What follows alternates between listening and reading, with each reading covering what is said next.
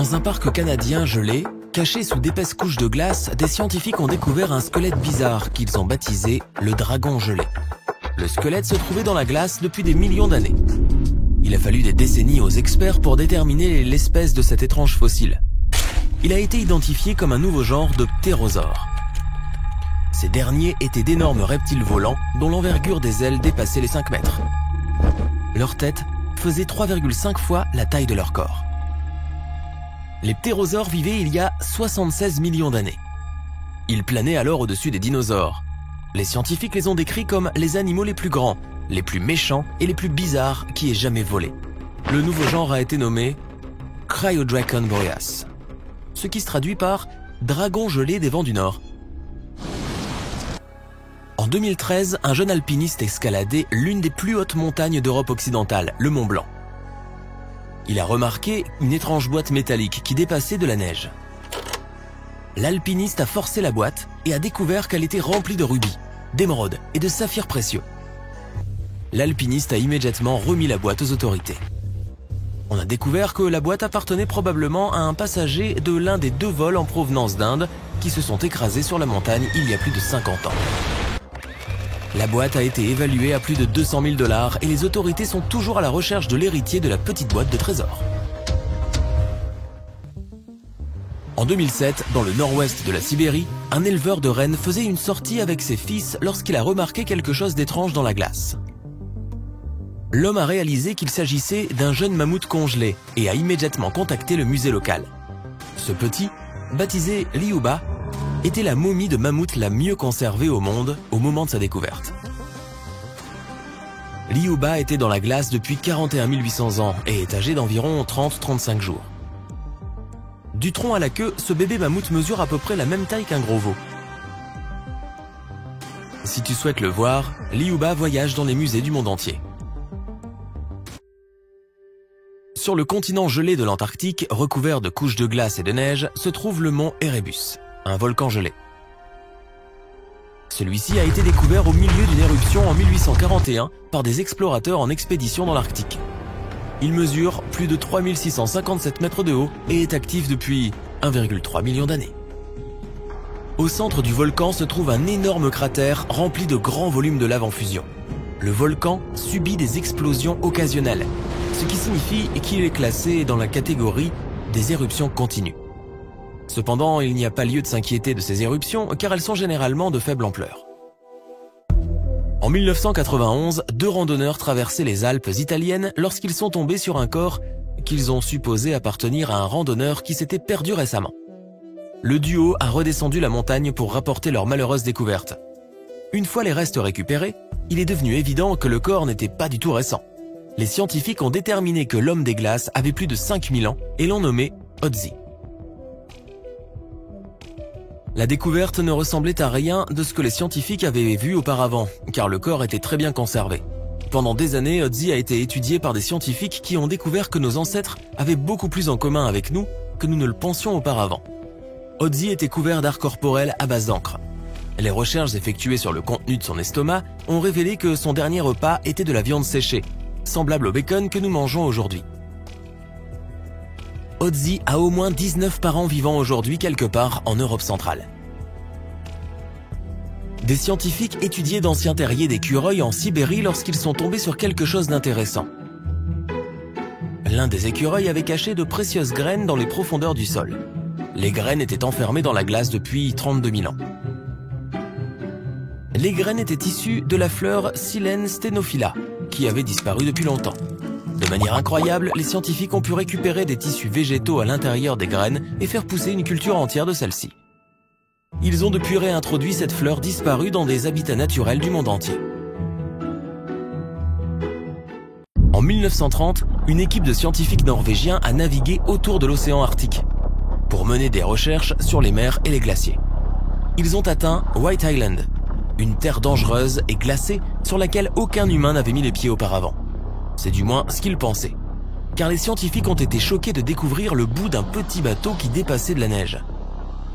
Gelés à l'intérieur du bateau, ils ont trouvé du matériel scientifique et divers objets personnels, dont une veste portant le monogramme S.A. André. Ils avaient découvert l'épave de la célèbre expédition arctique d'André en ballon. En 1897, les explorateurs suédois, sous la direction d'André, ont tenté de se rendre au pôle Nord à l'aide d'un ballon à hydrogène. Personne n'a plus jamais entendu parler d'eux. Les gens ont découvert ce qui leur était arrivé seulement lorsque l'épave a été découverte 33 ans plus tard. Il s'avère que le ballon s'était écrasé sur White Island 2 jours seulement après leur départ de Suède. Les explorateurs ont longé l'île sur un petit bateau de fortune mais n'ont pas pu aller plus loin. Le mammouth laineux le mieux conservé qui ait jamais été trouvé a été découvert dans une zone de permafrost en Sibérie en 2010. Les scientifiques ont baptisé ce mammouth congelé Yuka, du nom du petit village situé à proximité de l'endroit où il a été découvert. Yuka a été congelé pendant 39 000 ans et on pense qu'il était âgé de 6 à 8 ans. Comme il a été si bien conservé, Yuka a été étudié pendant des années et a fourni de nouvelles informations sur les mammouths. En 2019, des scientifiques ont déclaré qu'ils étaient capables d'activer des cellules prélevées dans les tissus du yucca.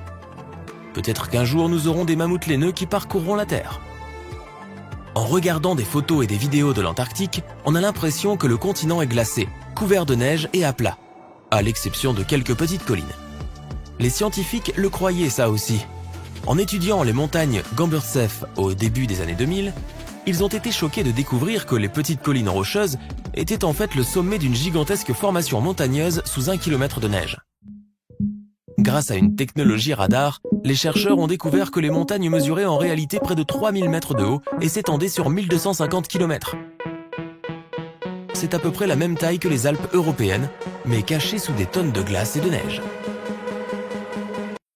Dans une mine d'or en Sibérie, un homme d'affaires examinait une rivière voisine lorsqu'il a remarqué quelque chose d'intéressant dans le gel. Il s'agissait d'un petit rhinocéros laineux qui a été nommé plus tard Sacha. Ces animaux ont disparu depuis 15 000 ans. On pense que Sacha a dû être figée dans la glace pendant 39 000 ans. Elle est unique car c'est le seul rhinocéros laineux dont le corps entier a été découvert. Les glaciers autour de la ville de Pelo, dans le nord de l'Italie, ont commencé à fondre. Des artefacts datant de plusieurs décennies, voire de plusieurs siècles, ont été découverts en train de sortir de la glace. Des effets personnels de soldats ont été trouvés, comme des journaux intimes, des photographies et même des lettres d'amour. Les historiens ont même découvert une cabane entière préservée sous la glace. Celle-ci était remplie de casques en métal dur et de vêtements. En 1845, Sir John Franklin s'est embarqué dans une expédition malheureuse vers le pôle Nord. L'équipage se déplaçait sur 2 navires, le HMS Erebus et le HMS Terror, baptisés de manière ironique. L'expédition a été un désastre et les 2 navires se sont perdus dans les eaux glacées. En 2016, le HMS Terror a été découvert par une équipe de chercheurs. Bien qu'il ait été perdu pendant 170 ans, les eaux glaciales avaient maintenu le navire dans un état impeccable. Les scientifiques ont décrit le navire comme étant gelé dans le temps. Les assiettes et les verres étaient encore sur les étagères, les lits et les bureaux étaient encore en ordre et même les bagages des passagers semblaient être en bon état. Le HMS Erebus a également été découvert à proximité, mais en raison des conditions changeantes de l'eau, le navire lui n'était pas en très bon état. La glace qui entoure un passage de montagne en Norvège, traditionnellement utilisé par les Vikings, a révélé des centaines d'artefacts anciens. L'un de ces artefacts était une boîte en bois géante fermée et soudée. Les chercheurs étaient fous de joie à l'idée d'ouvrir cette boîte. Ils pensaient qu'elle serait remplie de trésors vikings ou d'artefacts qui nous donneraient un aperçu de cette ancienne société. Mais lorsqu'ils ont ouvert la boîte, tout ce qu'elle contenait était une vieille bougie en cire d'abeille. Il s'avère que cette boîte n'était en fait pas aussi ancienne qu'ils le pensaient. En analysant la bougie, ils ont découvert que la boîte datait du XVIIe siècle. L'ère des Vikings s'est terminée au XIe siècle. Il est probable que la boîte avec la bougie appartenait à un fermier qui l'expédiait de sa ferme d'été à sa ferme d'hiver pour éclairer les longues nuits. Nous sommes tous fascinés par les licornes, ces créatures mythiques renommées pour leur beauté enchanteresse. Vous visualisez probablement un cheval blanc arborant une corne torsadée sur le front. Et il n'est pas rare d'imaginer un arc-en-ciel flottant dans les environs. Toutefois, d'où provient cette représentation? Et surtout, a-t-elle une part de vérité? Eh bien, oui et non. Partons de l'origine, le nom. Issu du latin « unicornis », il signifie littéralement « une seule corne ». De nos jours, un seul animal terrestre correspond à cette description, le rhinocéros. Le nom grec de la licorne, monocéros, se traduit également par une seule corne, ce qui confirme la logique. Pourtant, n'associe-t-on pas généralement la licorne à un cheval? Il semble donc nécessaire de faire appel à la science pour élucider ce mystère. Des chercheurs ont exhumé le crâne d'une créature qui pourrait bien être une authentique licorne, ayant foulé notre planète il y a environ 30 000 ans, l'Elasmotherium sibiricum. Cet animal ressemblait à un rhinocéros massif et velu, bien loin de l'image gracieuse de la licorne que nous connaissons aujourd'hui. Il pesait environ 2 fois le poids d'une girafe et se nourrissait principalement d'herbes. Beaucoup d'herbes. Cependant, le crâne découvert en Asie centrale a révélé un autre fait surprenant. L'âge de cet animal. Les recherches antérieures avaient suggéré que l'espèce s'était éteinte il y a 350 000 ans, excluant ainsi toute coexistence avec nos ancêtres. Pourtant, la datation du crâne indique une époque bien plus récente, il y a environ 29 000 ans, une période où les humains étaient déjà présents sur Terre. C'est ainsi que la légende a pris forme. Imaginez-vous en humain préhistorique, venant d'apercevoir une licorne. Que feriez-vous? Il n'y a pas de smartphone pour immortaliser cette rencontre. La solution serait sans doute de la représenter sur les parois d'une grotte, et certaines de ses œuvres nous sont parvenues. À Lascaux, en Dordogne, une peinture montre un animal qui semble n'avoir qu'une seule corne, dans la célèbre salle des taureaux. Tandis que tous les autres animaux exhibent 2 cornes ondulées, cette créature énigmatique et tachetée arbore 2 lignes sur la tête. Ces lignes doubles pourraient-elles figurer une corne unique? Est-ce la fameuse licorne? Peut-être. Cette fresque est surnommée le panneau de la licorne. Mais les représentations de licornes ne se limitent pas aux peintures rupestres. Dans la vallée de l'Indus, des archéologues ont mis au jour divers sceaux ornés d'un animal mythique portant une seule corne. Les auteurs grecs de l'Antiquité croyant que les licornes vivaient en Inde, une région qui, à leurs yeux, demeurait exotique. Bien que les Grecs anciens n'aient jamais observé de licorne, ils en ont fait une description étonnamment précise et sont même allés jusqu'à noter que sa chair avait un goût amer. Mais s'agissait-il d'un cheval ou d'un rhinocéros? Ni l'un ni l'autre. À leurs yeux, la licorne ressemblait davantage à un âne. Allez comprendre. Dans la mythologie chinoise, on trouve une créature semblable, appelée Qilin. Son nom, qui se traduit par « mâle-femelle » en français, décrit un animal dont les caractéristiques évoquent celles d'une licorne. Une corne unique sur le front, une queue de bœuf et un corps de cerf. Comme l'ancien rhinocéros d'Asie centrale, il se nourrit d'herbes. Lorsque la première girafe vivante fut présentée à l'empereur Ming en 1414, on la compara à une licorne. Toutefois, le souverain conclut que l'animal ne pouvait être cette créature mythique. La légende persista néanmoins dans cette partie du monde. D'ailleurs, le terme japonais moderne pour girafe, kirin, dérive du chinois désignant cette créature mythologique. Les Perses évoquaient également l'existence des licornes, comme en témoigne une représentation de la créature dans leur ancienne capitale de Persépolis. Cependant, celle-ci arbore 2 grandes ailes, une particularité intrigante. Les Perses, eux non plus, n'avaient jamais vu de licorne de leurs propres yeux. Ils l'imaginaient comme une créature provenant d'un monde surnaturel. Et c'est cet écart avec la réalité qui alimente encore notre fascination pour les licornes aujourd'hui. On retrouve des références à ces créatures dans les écrits d'Aristote et même de Jules César, qui rapportaient que des animaux semblables à des licornes se cachaient dans les forêts de Germanie. L'image que nous avons de la licorne aujourd'hui n'a émergé qu'à partir du Moyen-Âge, peu avant la Renaissance. À l'époque, les gens débordèrent d'imagination et les licornes figuraient souvent dans les enluminures. D'après les anciens scribes, cet animal était redoutable, et son principal adversaire n'était autre que l'éléphant. Les gens du Moyen-Âge vouaient un profond respect à cette créature qu'ils n'avaient pourtant jamais vue. Considérée comme agile et farouche, elle devait être traquée. Mais comment attirer une licorne? Avec le charme d'une belle jeune fille, pardi. Cela peut paraître cocasse de nos jours. Mais il ne faut pas oublier que le Moyen-Âge était une période singulière. À l'époque, les médecins soignaient leurs patients à l'aide de sangsues. C'était un contexte parfait pour voir naître le mythe de la licorne. L'histoire prend une tournure encore plus rocambolesque. Une jeune demoiselle s'aventurait dans la forêt, et lorsqu'une licorne la remarquait, elle venait se blottir contre ses genoux. Une fois l'animal endormi, des chasseurs surgissaient pour le capturer et le présenter au roi. Mais pourquoi la licorne suscitait-elle tant d'admiration en Europe? C'était avant tout en raison de sa corne, à laquelle on attribuait des vertus magiques. Elle aurait été capable de détecter le poison dans les aliments, et une fois réduite en poudre, elle aurait même eu le pouvoir de blanchir les dents. ce n'était là qu'une partie des qualités merveilleuses qui entouraient la corne de licorne. Ce folklore était si présent que, lorsqu'il n'était pas possible d'obtenir de véritables licornes, les gens se rabattaient sur une solution de secours, les cornes de narval.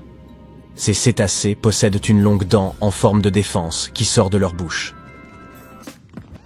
En Angleterre, la licorne symbolisait quelque chose de parfaitement insaisissable. Au XVIe et XVIIe siècle, elle en vint à incarner l'imagination, et c'est à cette époque que l'arc-en-ciel fut associé à cette créature fantastique. Les Victoriens furent les premiers à établir ce lien. La licorne fit sa première apparition dans la littérature fantastique avec le roman de 1871, De l'autre côté du miroir, destiné à de jeunes lecteurs. Cet ouvrage, qui faisait suite à l'œuvre plus connue de Lewis Carroll, Alice au pays des merveilles, fit de la licorne un symbole d'espoir et de pureté. Il n'existait toutefois aucun témoignage d'observation de licorne qui ait été vérifié scientifiquement. En 1663, un savant allemand, Otto von Guericke, affirma avoir découvert un squelette de licorne. L'histoire semblait trop belle pour être vraie, et c'était effectivement le cas. Ce squelette avait été assemblé à partir d'ossements de divers animaux, dans le but de faire croire à l'existence de la créature. Ce faux est aujourd'hui exposé au musée d'histoire naturelle de Magdebourg, en Allemagne. Pourtant, cela n'a pas découragé les gens, qui continuaient à rechercher des licornes où qu'ils aillent. Au XXe siècle, un explorateur britannique fit la découverte d'une nouvelle espèce en Afrique, caractérisée par une petite bosse sur le coin de la tête. Le public la surnomma la licorne africaine. Cependant, il s'agissait en réalité d'un okapi, un animal plus proche du girafon, bien que sa partie arrière ressemble à celle d'un zèbre, et que sa tête évoque celle d'un cerf. Malgré son apparence singulière, l'okapi n'avait rien de commun avec l'insaisissable licorne. En 1991, un nouveau rapport d'observation défraya la chronique, lorsqu'un biologiste autrichien déclara avoir aperçu une licorne dans une forêt allemande, perpétuant ainsi le mythe selon lequel ces créatures vivraient dans des bois enchantés. Toutefois, l'absence totale de preuves tangibles posait problème. Certains historiens vont même jusqu'à affirmer que les licornes n'ont jamais existé et seraient le fruit d'une interprétation erronée des peintures rupestres, qui pourraient en réalité représenter des animaux à deux cornes vus de profil. Après tout, il n'est pas aisé de donner de la profondeur à une image en 2 dimensions. Mais en 2013, le mot licorne fit son retour, non pas pour désigner l'animal, mais pour illustrer un concept économique. Aileen Lee, une investisseuse américaine en capital risque, employa ce terme pour qualifier les startups dont la valorisation dépassait le $1 milliard, jugeant ces entreprises aussi rares que l'animal légendaire. Il n'en existe qu'1 millier dans le monde, parmi lesquels on retrouve la célèbre compagnie SpaceX. Nous sommes en Sibérie. Il fait si froid ici que les rafales de vent glacial te brûlent le visage. Toute cette neige blanche semble t'aveugler. Cet endroit ressemble à l'Antarctique à cause du permafrost. Récemment, un groupe de scientifiques a fait des recherches sur l'une des rivières locales. À l'aide d'une foreuse, ils ont extrait plusieurs échantillons de sol gelé. Les chercheurs ont été choqués de trouver des créatures vivantes à l'intérieur de la glace. Plus tard, en laboratoire, ils ont réalisé que les créatures étaient des organismes multicellulaires microscopiques connus sous le nom de rotifères bdelloïdes. Ces créatures ressemblaient à de petits vers. Les scientifiques savaient que ces vers pouvaient vivre dans des conditions de congélation jusqu'à 10 ans. Mais l'âge des rotifères trouvés dans la glace était d'environ 24 000 ans. Et après la décongélation, ils ont commencé à se reproduire, comme s'ils avaient dormi pendant quelques heures et non des milliers d'années. Une analyse plus poussée a montré que ces organismes pouvaient rester congelés pendant des centaines de milliers d'années. Les rotifères pourraient avoir vécu à l'époque où les gens n'avaient pas encore inventé la roue. Et ce n'est pas leur seul super pouvoir. Les rotifères bdelloïdes font partie des animaux les plus résistants à la radioactivité sur Terre. Ils peuvent survivre dans des endroits où il n'y a ni oxygène ni eau. Ils peuvent aussi rester en vie dans des zones à forte acidité et peuvent vivre sans nourriture ni eau pendant longtemps. Ce ne sont d'ailleurs pas les seules créatures connues pour vivre pendant des milliers d'années. Des types particuliers de mousses et certains micro-organismes sont aussi presque immortels. Les nématodes, également appelés vers ronds, font partie des variétés de vers les plus adaptables au monde. Imagine la tour Eiffel qui se dresse haute et fière.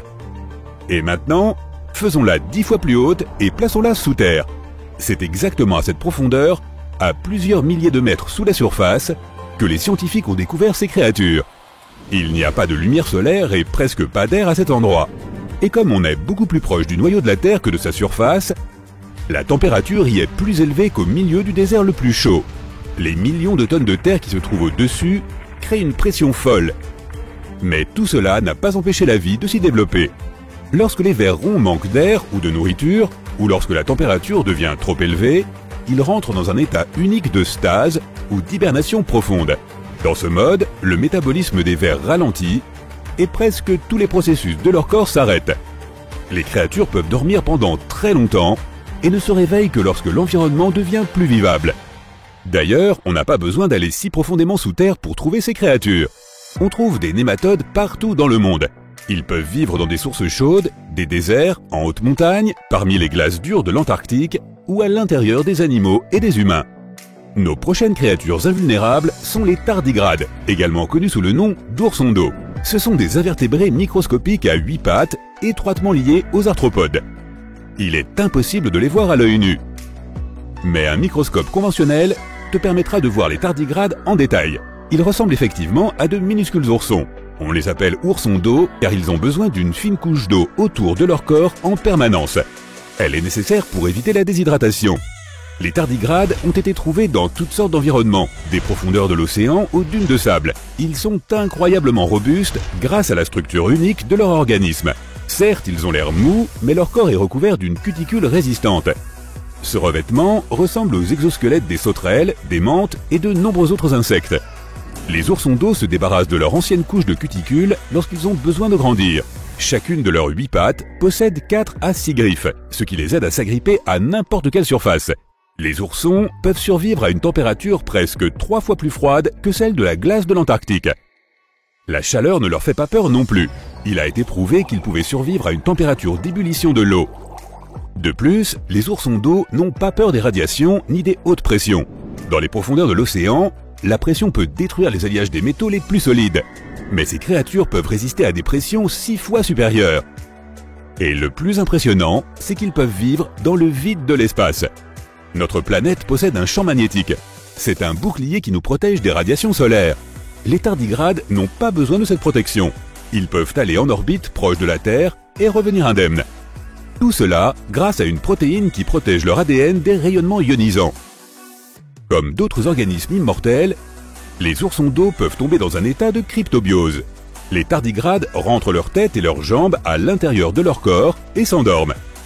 Si les conditions environnantes menacent de geler, de se dessécher ou de subir un manque d'oxygène, ils resteront dans cette forme de tonneau jusqu'à ce que la situation s'améliore. Ce sont là des organismes et des microbes microscopiques que l'on ne peut voir qu'au microscope.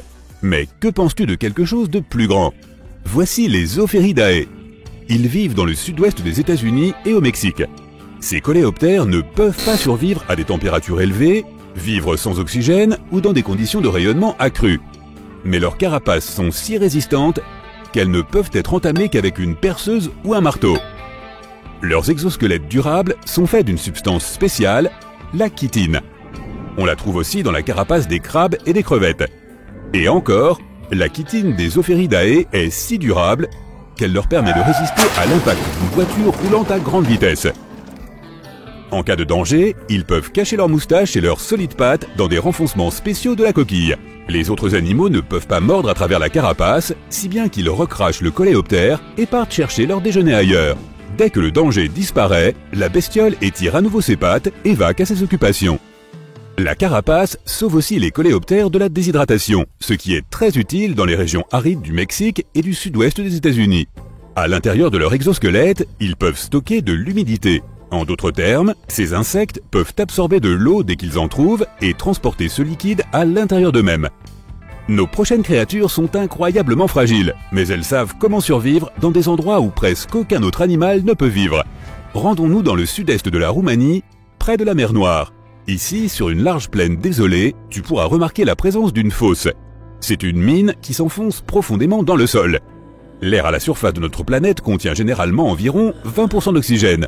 Mais dans la mine, il n'y en a que 10%. À l'intérieur de la grotte, l'air a également une teneur accrue en sulfure d'hydrogène et en dioxyde de carbone. Les humains ne peuvent pas y respirer sans une bouteille d'oxygène. On peut raisonnablement dire que l'eau et l'air y sont empoisonnés. Presque aucun animal ne pourrait survivre ici. Pourtant, 48 espèces d'organismes vivants ont été trouvées dans cette grotte. 33 d'entre elles sont des espèces nouvellement découvertes. Et ce ne sont pas seulement des microbes ou des bactéries qu'on ne peut pas voir sans microscope. Quelque chose de plus grand vit ici. D'étranges escargots blancs rampent sur les parois des mines.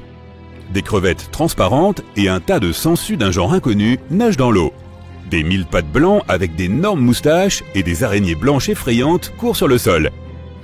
Et ils vivent tous ici depuis presque 5 millions d'années. Tu remarqueras peut-être un scorpion d'eau et une autre espèce non identifiée de cet animal. Il ne ressemble pas à ses cousins qui vivent dans les sables chauds ou les forêts tropicales. Aucune créature vivante n'a l'air ordinaire ici. Tous les animaux sont blancs ou transparents. Ils n'ont pas d'yeux, mais sont équipés de longues pattes et de moustaches antennes qui les aident à se repérer dans cet espace sombre. Plus tu t'enfonces dans la grotte, moins l'air contient d'oxygène. Mais le nombre d'organismes vivants augmente. L'air est rempli de méthane et de dioxyde de carbone. Aucun habitant de cette grotte n'a jamais vu la lumière du soleil et n'est jamais sorti de l'obscurité. Il semble impossible de survivre dans de telles conditions où les plantes ne produisent pas d'oxygène. La réponse à la question de leur survie est cachée dans un petit lac. La surface de l'eau est recouverte d'une étrange mousse. Si tu la regardes attentivement, tu peux voir que cette substance blanche est vivante. Elle ressemble à du papier mouillé et doux, facile à déchirer. Cette chose est constituée de milliards d'organismes vivants, des bactéries appelées autotrophes. Il y a beaucoup plus de dioxyde de carbone dans la grotte qu'à l'extérieur. Et ces bactéries, comme les plantes, l'absorbent. Mais elles ne le font pas à l'aide de la photosynthèse, ce qui signifie qu'elles n'ont pas besoin de la lumière du soleil. Elles utilisent l'eau pour la chimiosynthèse. Ce que ces bactéries sécrètent est de la nourriture pour d'autres bactéries. Et ces autres bactéries servent de nourriture à des créatures plus grandes. Ce cycle alimentaire unique n'existe nulle part ailleurs sur la planète. Il existe des communautés entières de petits organismes inhabituels qui vivent dans les lagons en Patagonie. Et ils sont parmi les premières formes de vie jamais existantes. Personne ne les connaissait jusqu'à ce que 2 scientifiques, Brian et Maria, aillent explorer certaines zones en Patagonie. La Patagonie occupe près de la moitié de l'Argentine, et peu de gens y vivent. Seulement quelques agriculteurs et éleveurs de moutons qui restent principalement près des rivières et cultivent des choses comme des pommes, des poires et de la luzerne. Il y a longtemps, c'était un endroit sauvage et lointain où vivaient des tribus indiennes. Par exemple, les Tehuelche. Mais cette fois, nous allons suivre les traces de formes de vie qui sont apparues bien avant les humains et regarder de plus près ces micro-organismes intéressants que Brian et Maria ont trouvés. Ces deux-là ont dû conduire pendant 9 heures sur des routes difficiles pour atteindre leur destination. Ils ont séjourné dans un petit village. Seulement 35 personnes y vivent. 6 Jane dépendent d'une seule source car il ne pleut presque jamais là-bas. Lors de la dernière nuit dans le village, Brian a réalisé que les images satellites qu'il avait prises montraient un ensemble de lagunes, qui n'étaient qu'à 16 km de distance. Le lendemain, la petite équipe a sauté dans une voiture et a remonté la route aussi loin qu'ils le pouvaient, jusqu'à ce que cela devienne trop difficile à conduire. Ils ont continué à randonner le reste du chemin. C'était difficile, car ils devaient porter de l'eau pour faire face au soleil intense. À certains endroits, ils ont fini par s'enfoncer jusqu'aux genoux dans une bouillie de sel. Là-haut, il y avait 12 lagons aux eaux parfaitement claires. Le lieu lui-même ne offrait pas grand-chose à part de l'eau très acide et salée et un soleil direct et intense. Mais c'était un peu comme un voyage dans le temps, car ces conditions ressemblaient à ce à quoi la Terre ressemblait il y a de nombreuses années. Lorsque Brian a examiné les lagunes, il a été surpris de voir de nombreux micro-organismes inhabituels là-bas. Nous les appelons, et ils sont si petits que nous ne pouvons même pas les voir sans un microscope. Mais ils se rassemblent et forment de grandes communautés. Dans le passé, de nombreuses espèces inhabituelles vivèrent de cette façon. Par exemple, les cyanobactéries.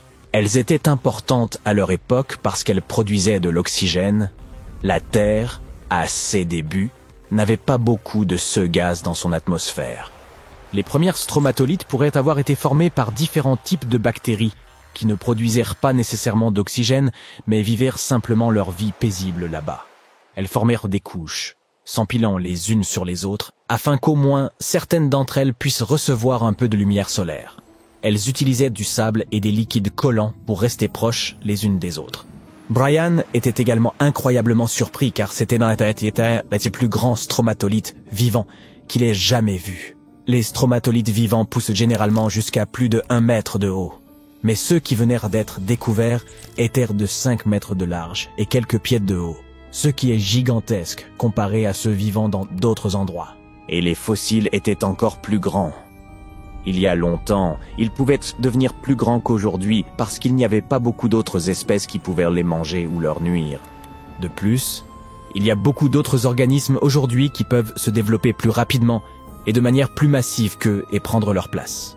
C'est pourquoi les stromatolites ne peuvent survivre que dans de rares endroits où presque rien d'autre ne peut vivre, comme dans ces lagunes très salées situées en haute altitude, plus de 3650 mètres, dans la puna de Atacama. Les stromatolites trouvés là-bas sont les plus célèbres, car ils pourraient être parmi les meilleurs exemples des premières formes de vie sur notre planète. Cependant, ils ne sont pas réellement la première forme de vie sur Terre. Les plus anciens de leurs fossiles ont 3,5 milliards d'années, alors que d'autres preuves que nous avons nous disent que la vie sur notre planète est apparue il y a environ 4,1 milliards d'années. Peut-être que certains stromatolites vivaient aussi à cette époque. Mais la Terre a beaucoup changé depuis lors, et les endroits où ils auraient pu vivre n'ont pas survécu. Tout cela peut ne pas sembler grand-chose à première vue, car personne n'a encore trouvé une bête exotique et étrange que notre monde n'a jamais vue auparavant. Mais ce sont des exemples notables de ce à quoi pourrait ressembler la recherche de vie ailleurs dans l'univers. Les scientifiques qui s'intéressent à l'étude de Mars viennent souvent dans cet endroit car il pourrait ressembler à ce à quoi la planète rouge ressemblait il y a très longtemps. Si des fossiles étaient cachés dans d'anciennes roches sur Mars, ils pourraient ressembler à ces stromatolites.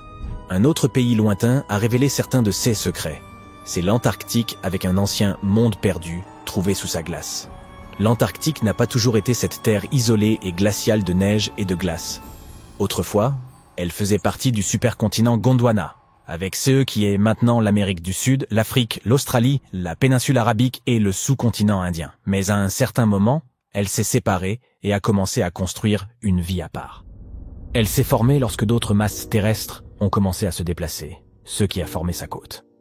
Mais l'Antarctique était également différent à bien d'autres égards à cette époque. C'était une terre recouverte de magnifiques forêts et de rivières pleines de vie.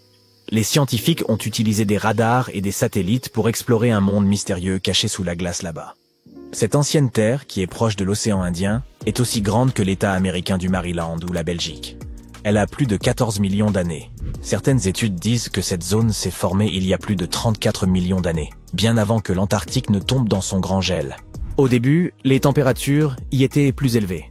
Peut-être comme le temps en Patagonie ou les forêts pluviales tempérées froides de Tasmanie, Nouvelle-Zélande, ou peut-être même plus tropicales que cela.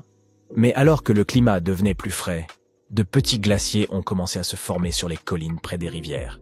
Les vallées se sont enfoncées davantage à cause de toute cette glace qui les recouvrait. Et puis, les températures ont encore baissé. Et une énorme couche de glace a recouvert tout le continent, cachant ces anciens glaciers.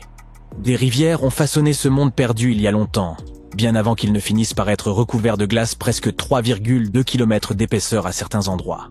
Des études scientifiques de cette région ont montré que ces paysages étaient remplis de hautes terres et de montagnes. La glace qui s'était formée sur l'Antarctique a rendu toute la région très froide, de sorte que le paysage ne pouvait plus s'éroder. Cela signifie que tout est resté essentiellement le même et intact sous la glace pendant des millions et des millions d'années. Ce qui est intéressant, c'est que nous en savons moins sur cette terre cachée sous la glace que sur la surface de Mars. Une façon de l'explorer davantage serait de forer ces calottes glaciaires pour vérifier les échantillons de sédiments en dessous. Il pourrait nous en dire plus sur la flore et la faune ancienne congelées en dessous. Ce n'est pas une nouvelle méthode. Une méthode similaire a été utilisée pour collecter des échantillons de 2 millions d'années au Groenland. L'Australie a aussi son monde secret. Des organismes anciens ont été trouvés cachés dans des roches provenant du nord du continent et datant d'environ 1,6 milliard d'années. Ces choses microscopiques font partie d'une famille appelée eucaryotes. Les membres de cette famille qui existent aujourd'hui comprennent les plantes, les champignons, les animaux et même ces minuscules organismes à une seule cellule, tels que les amibes. Tous les êtres vivants avec des noyaux dans leurs cellules, y compris nous, peuvent retracer leur arbre généalogique jusqu'à l'un des plus anciens membres de cette famille. Celui-ci est appelé le dernier ancêtre commun eucaryote, et il a vécu il y a plus d'1,2 milliard d'années. Ces organismes anciens étaient plus complexes et plus grands que les bactéries. Peut-être étaient-ils les premiers prédateurs sur Terre, chassant les bactéries. En 1850, l'égyptologue français Auguste Mariette se rendit sur la terre des pharaons en quête de manuscrits, mais tomba par hasard sur une tête de sphinx qui émergeait des dunes. Après avoir dégagé le sable, il comprit que ce sphinx marquait l'entrée d'une structure souterraine. Quelques mois plus tard, il pénétra finalement dans le Sérapéum de Saqqara. À l'intérieur, il découvrit un gigantesque sarcophage en granit contenant les restes de 64 taureaux. Les scientifiques restent émerveillés par la technologie qu'utilisèrent les anciens Égyptiens pour déplacer ces immenses blocs. Le Sérapéum, construit vers 3000 ans avant notre ère, était une sépulture souterraine dédiée au taureau sacré Apis, vénéré dans l'Égypte ancienne. Il comportait un long corridor de près de 150 mètres, bordé de vastes salles de pierre. Certains sarcophages, pesant jusqu'à 100 tonnes, soit l'équivalent de 50 voitures moyennes, étaient réalisés avec une précision remarquable, présentant des angles parfaits de 90 degrés. Ornés de hiéroglyphes et de gravures, ces pièces détaillaient les récits et l'importance accordée au taureau Apis. Aujourd'hui, seuls 24 sarcophages subsistent. Dans l'Égypte antique, les taureaux Apis occupaient une place prépondérante en raison de leur lien avec le dieu Ptah. Ils étaient perçus comme porteurs de son esprit et de sa sagesse, tout en soutenant le pharaon et son peuple. Les prêtres identifiaient ces taureaux sacrés en recherchant des signes distinctifs. Un triangle blanc sur le front, symbole de lumière divine, une marque dorsale évoquant l'aile d'un vautour, et une forme de scarabée sous la langue, associée à la réincarnation. Lorsqu'un taureau portait ces marques, il était considéré comme élu par Ptah et traité avec vénération. Ces animaux vivèrent dans un temple dédié à Memphis, ville où l'on honorait Ptah, et bénéficièrent des soins les plus attentifs, ainsi que d'offrandes de visiteurs désireux de recevoir leur bénédiction. À leur mort, les taureaux Apis étaient momifiés et honorés avec la plus grande solennité. Lorsque Mariette pénétra dans le Sérapéum, il observa des traces de rouleaux sur le sol des galeries et découvrit 2 treuils horizontaux en bois, chacun muni de 8 leviers. Par la suite, d'autres explorateurs signalèrent la présence de doubles rails. Les chambres funéraires étaient situées à un niveau inférieur au sol du couloir. Pour positionner les sarcophages, les ouvriers remplissaient ces chambres de sable, permettant ainsi un déplacement en ligne droite. Ensuite, le sable était progressivement retiré, abaissant doucement les sarcophages dans des emplacements parfaitement taillés dans la roche. Une inscription en pierre trouvée dans le Sérapéum mentionnait qu'à l'époque de Ptolémée II, en 247 avant notre ère, il fallait 28 jours pour placer un seul sarcophage avec son couvercle. L'incroyable précision des sarcophages, notamment leurs angles de 90 degrés, s'explique également par les avancées géométriques des anciens Égyptiens. Dès 1850 avant notre ère, ils rédigèrent des traités de géométrie, démontrant qu'ils connaissaient une valeur approximative de pi et savaient calculer le volume d'une pyramide tronquée. Ces compétences avancées en mathématiques expliquaient leur capacité, 5 siècles plus tard, à sculpter des surfaces parfaitement planes. Bien que tout cela puisse sembler logique, certains pointent des incohérences. La taille des sarcophages dépasse largement celle des taureaux, alors que les pharaons étaient inhumés dans de petits cercueils, à peine adaptés à leur corps. De plus, ces sarcophages, réalisés en granit avec une précision remarquable, auraient pu être fabriqués en calcaire, un matériau bien plus facile à travailler. Le transport de ces immenses sarcophages semble réalisable en théorie, mais reste complexe. Si une personne pouvait tirer environ 200 kilos, il aurait fallu au moins 250 personnes pour déplacer un seul sarcophage. Or, les tunnels du Sérapéum sont extrêmement étroits, excédant d'à peine 60 cm la largeur des sarcophages eux-mêmes. Il aurait été impossible que des centaines de personnes se serrent dans ces espaces confinés pour tirer les sarcophages. Et quand bien même, comment auraient-elles pu faire pivoter les blocs dans ces étroits couloirs, les abaisser dans leurs niches et les positionner parfaitement au centre? Pourtant, cela a été réalisé pas moins de 24 fois, chaque sarcophage étant impeccablement centré. De surcroît, les chambres étaient recouvertes de poussière, sans aucune trace de suie provenant des lampes, ce qui impliquerait de travailler dans une obscurité quasi totale. La fonction véritable de ces sarcophages pourrait toutefois avoir été différente. Bien avant l'ère des pharaons, les populations locales connaissaient déjà le processus de fermentation. Ce phénomène survient lorsque des micro-organismes, comme les levures, consomment des substances comme l'amidon. produisant ainsi du gaz carbonique et de l'éthanol. Il est donc possible qu'en Égypte ancienne, des aliments tels que l'orge, le pain ou même la viande aient été placés dans ces immenses coffres de pierre, puis scellés hermétiquement à l'aide de lourds couvercles. Ces sarcophages en granit, d'une précision remarquable, étaient pratiquement hermétiques, empêchant toute fuite. Lorsque la levure commençait à agir, elle générait progressivement du gaz carbonique, augmentant la pression interne. Les sarcophages, dotés d'une robustesse exceptionnelle, pouvaient supporter des pressions bien supérieures à celles des pneus de voiture. Sous l'effet de cette compression, les cristaux du granit produisaient une très faible charge électrique. Ce phénomène était possible grâce à la présence de quartz dans le granit, un matériau réactif à la pression. Par ailleurs, l'ajout de viande ou de parties animales aurait pu favoriser le développement des levures. La viande contient en effet de l'acide oléique, un élément nécessaire pour que les levures continuent de croître et résistent aux effets toxiques de l'éthanol qu'elles produisent. Ainsi, avec l'accumulation de gaz et la production d'électricité, ces sarcophages n'auraient pas uniquement servi d'anciens garde-manger, mais auraient pu être de véritables systèmes énergétiques. Au fil du temps, la pression interne devenait si élevée qu'elle pouvait repousser le couvercle, libérant le gaz avec un bruit sec. Toutefois, lorsque le sérapéum fut redécouvert en 1850, d'anciennes peintures montrèrent que des pierres étaient empilées sur certains couvercles. Cela suggère que, dans l'Antiquité, des efforts furent entrepris pour alourdir ces couvercles afin de limiter les pertes dues à la pression interne. Ce poids additionnel permettait également aux cristaux de quartz du granit de continuer à générer davantage d'électricité sous l'effet de la pression. Si quelqu'un ouvrait l'un de ces sarcophages de pierre plusieurs millénaires plus tard, il ne découvrirait à l'intérieur que les ossements des taureaux déposés à l'origine. C'est précisément ce que Mariette a mis au jour dans les années 1850. Peu après les premières fouilles effectuées au cours de la seconde moitié du XIXe siècle, le sérapéum fut ouvert aux visiteurs. Le prince de Galles, futur Édouard VII, aurait même déjeuné avec ses invités dans l'une de ses tombes. Bien que le site ait été rendu inaccessible pendant un certain temps à cause des sables et des séismes, il est aujourd'hui de nouveau possible de le visiter afin d'en percer le mystère.